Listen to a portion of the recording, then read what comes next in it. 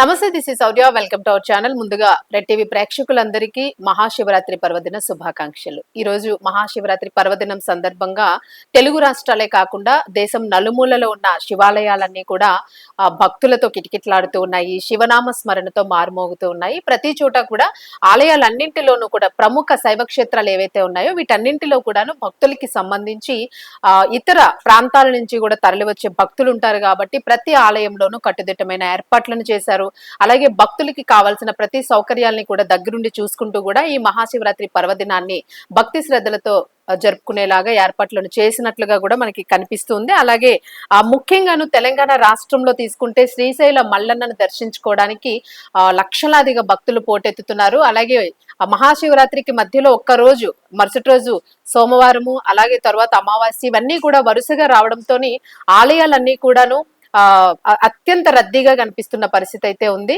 ఒక్కసారి చూసుకోవచ్చు విజువల్స్ లోనే భక్తులు చాలా దూరం వరకు క్యూ లైన్లలోనైతే బారులు తీరున్నారు. పెద్దవాళ్ళు పిల్లలు ప్రతి ఒక్కరు కూడా శివనామ స్మరణ చేస్తూ కూడా ఈ మహాశివరాత్రి పర్వదినాన్ని జరుపుకునేందుకు అత్యంత భక్తి శ్రద్ధల్ని ఇక్కడ ప్రదర్శిస్తున్నట్టుగా కనిపిస్తుంది. అలాగే మనం చూసుకుంటే ఈ శివరాత్రి పర్వదినం సందర్భంగా శ్రీశైలం మల్లికార్జున స్వామికి ప్రత్యేక పూజలు జరుగుతున్నాయి ఆలయంలో. అలాగే పంచరామ క్షేత్రాలన్నీ కూడా సర్వం శివోహం అన్నట్టుగా కూడా శివనామ స్మరణతో మారుమవుతున్నట్టుగా కనిపిస్తుంది. అలాగే శ్రీశైలము మహానంది పంచారామ క్షేత్రాల్లో ప్రత్యేక ఏర్పాట్లను అయితే చేశారు భక్తుల కోసము.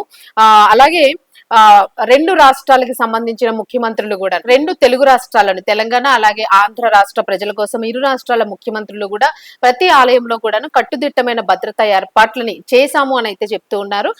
ఇటువంటి ఏర్పాట్ల నడుమ భక్తులు శివుని దర్శనాన్ని అయితే చేసుకుంటూ ఉన్నారు. ప్రతి ఒక్కరు కూడా ఈ రోజు ఉపవాస దీక్షలు ఉంటూ ఉన్నారు.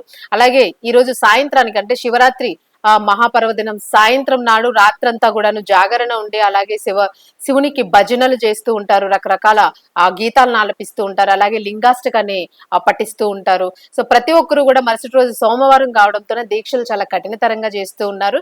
మరి ఆ శివుని ఆశీస్సులు ప్రతి ఒక్కరికి ఉండాలని కూడా రెడ్ టీవీ కోరుకుంటూ ఉంది.